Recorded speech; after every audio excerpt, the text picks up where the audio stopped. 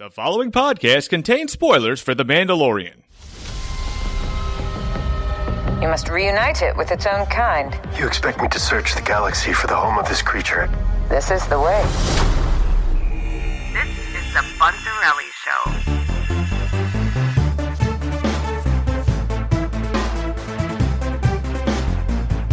Another exciting episode. You know, this show keeps throwing us left hooks and right hooks, but it's The Mandalorian, Chapter 11, The Heiress.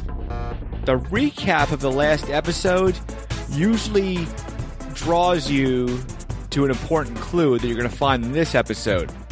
And the little thing that they dropped on you real quick that I said, this is going to play a part, because we're all kind of waiting for the Sabine-Ahsoka thing to happen. And right away, they go back to that, you've never shown your face to anybody, right? And so right off the bat, I'm like, oh, it's Sabine. Because Sabine from Rebels is, you know, famously doesn't wear the helmet more than she wears the helmet. And I've always had a trouble, and I'll be honest with you too, I'll always have had trouble kind of bridging the gap between the animated shows like the Clone Wars and Rebels. Because really, I will tell you the truth for the sake of honesty, because I kind of slept on the Mandalorian stuff on those shows, and I kind of took them as filler episodes. I just wasn't engaged in the Mandalorian stuff. I always took it as like, okay, and don't get me wrong, I love this show. This show is the best Star Wars that ever happened. But back then, when I was into Clone Wars and I'm into Rebels, and I'm like, why are we doing these Mandalorian episodes again? Like, I feel like I'm not getting where you're going with this. That's all changed since The Mandalorian, because I've actually done some research and went back.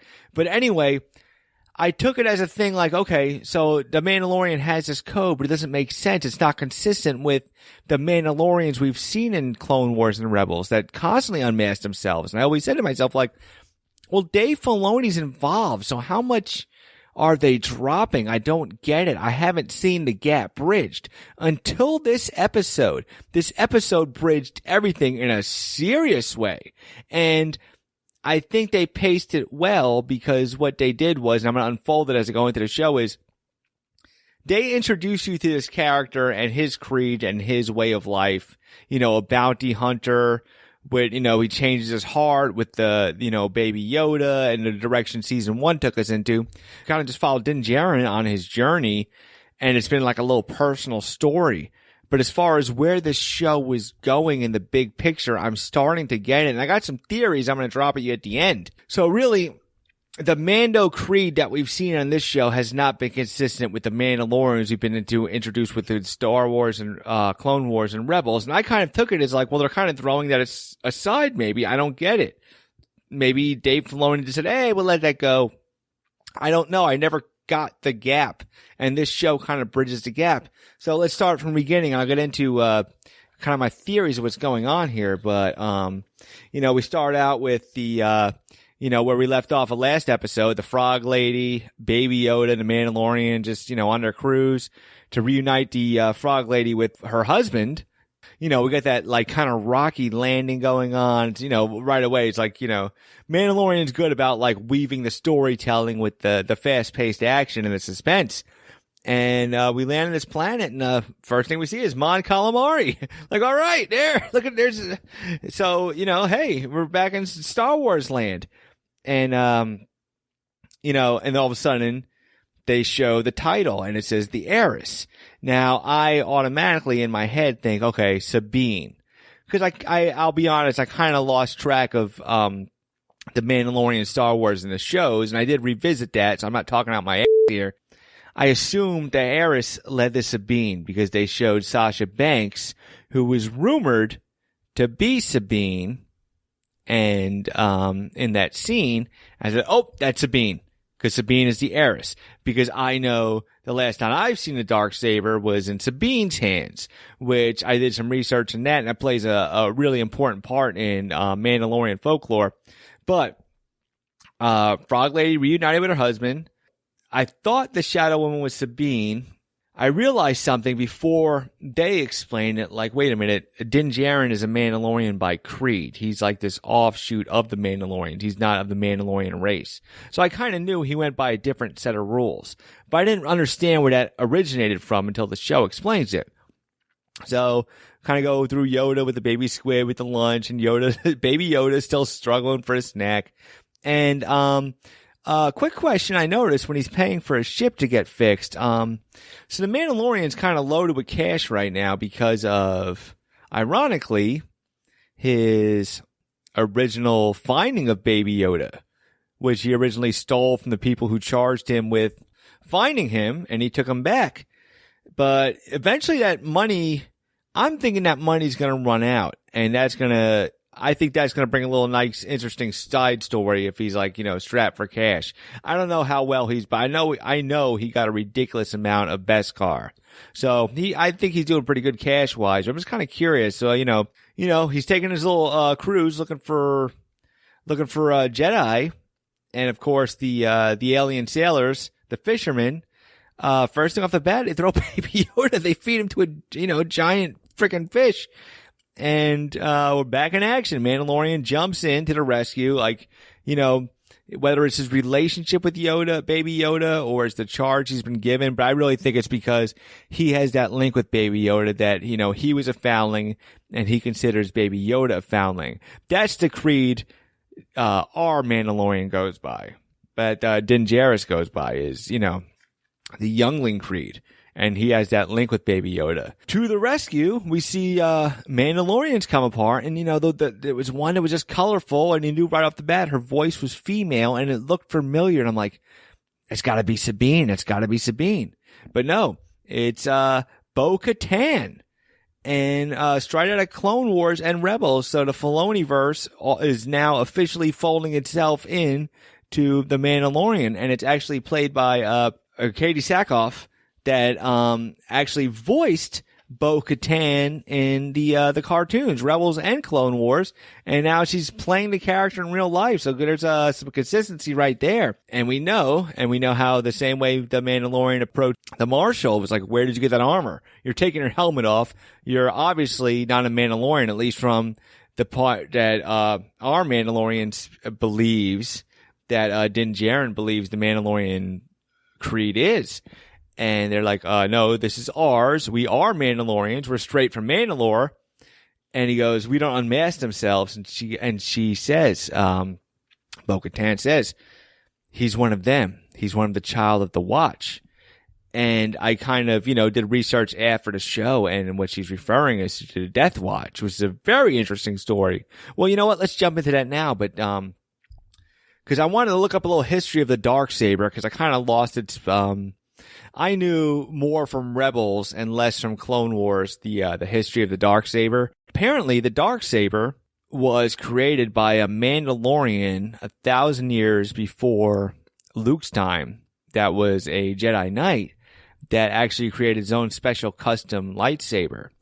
And his descendants, which were called Pre-Vizsla, and actually, his descendants of Vizsla and Pre-Vizsla, who was actually voiced by Jon Favreau,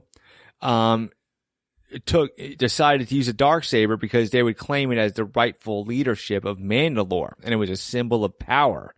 And you would to get that saber, you would best another Mandalorian in battle. The kind of train of thought was always like that. It was like a sword of the stone almost in the Mandalorians. It's like, this is the rightful ruler, whoever wields a Darksaber. But anyway, he's on this quest to find Jedi. So once you start bringing in Bo-Katan and everything, you're like, okay, now you're bringing in the Filoniverse. So I know we heard rumors and we've heard casting rumors. We're like, oh, Ahsoka's happening. And I'm still thinking the quiet one, Sasha Banks, is Ahsoka. Turned out not to be. The Mandalorian, Din Djarin, he leaves Baby Yoda with the Frog Lady, runs off on a mission with these Mandalorians, in trade for information on where to find Jedi. He's going to help these Mandalorians steal this ship from some leftover Imperialists. Now, here's an interesting turn the show took that you didn't get in the trailers or anything you've seen was, I always assumed the only stormtroopers we were going to see. Like, I assumed Moff Gideon's stormtroopers were just a ragtag leftover remnants of a power vacuum created by the absence of the Empire. But now what I'm starting to see is, I mean, we're seeing straight up admirals. We're straight up seeing like a mission and a directive. We knew Moff Gideon had a directive, but I didn't realize that the actual Empire was that far along, or the remnants of it. So I think what we're seeing is the beginning stages of the First Order. And we got another action scene with the Mandalorians again. And, I kind of thought of the bat, like, she goes, where is it? And I'm like, okay, she's looking for the Darksaber. Mandalorian's not happy with the situation he's been put in. He was just helping him steal some weapons. And she looks at him and goes, this is the way. Throws it right in his face. And then, of course, Moff Gideon checking back in, which was, it was good. And it's funny the direction this episode takes, because now it's been 2 episodes since Boba Fett. And I'm still not like, where's Boba Fett? And that's how engaging this show is, and it's a tribute to the show. But, the general takes down the ship. Mandalorian does a few moves, so he's still badass. But wowie woo, right at the end, we get the mention of Ahsoka Tano. I kind of put together some pieces here because it's been slowly like, the Mandalorian, he's a bounty hunter, and he's working in his small little circle. But I kind of thought about it more as I had today to think about the episode. And I was thinking like, okay, you're bringing in Sabine, you're bringing in Ahsoka and everything. And I think those two might be kind of steering towards a spin-off or maybe something else animated, because it's not going to become the Ahsoka Mandalorian Sabine show. I don't think they want to do that. So I'm like, well, what's the end game of this show? Where's it going? I kind of always had it in the back of my mind. Like, where does this show, like, there is a definite ending for this show. I feel it. I feel like these guys can move on to other projects. And, I think I understand the point of this show too. I think the purpose of this show was to take a lone bounty hunter, and he's a Mandalorian by creed and everything. But I think, because if you think about it, Moff Gideon is straight up after Baby Yoda, and the Mandalorian's main purpose is to protect Baby Yoda. And I have a prediction, because now we're kind of taking the Mandalorian out of his little bubble, and we're kind of putting him into this larger Star Wars world. My initial assumption was it was going to kind of maybe tack off, and I don't even know how it would now, into like The Last Jedi or The Force Awakens, kind of some kind of growth there, which I really don't want. I like being in Filoniville with Jon Favreau for where we are, but there has to be an end game for this Mandalorian. So I am going to make a prediction that you start mixing the Mandalorian with Ahsoka and, Sabine Wren and Bo-Katan. And I think what's going to happen, I think the end game of this show, and I want to call it here, is the Mandalorian getting the Darksaber and becoming the new ruler of Mandalore. And I bring this up because I researched the history of the Darksaber, and I kind of forgot where it left off after it got Sabine. But Sabine offered it to Bo-Katan, and Bo-Katan was like, "No, I don't think I'll take it when I'm ready, but I'm not ready." Or she reluctantly took it, something to that effect. But I think our Mandalorian, Din Djarin's got a little something special in him. And I think Baby Yoda is the catalyst of that. And I think that's the end game of this show.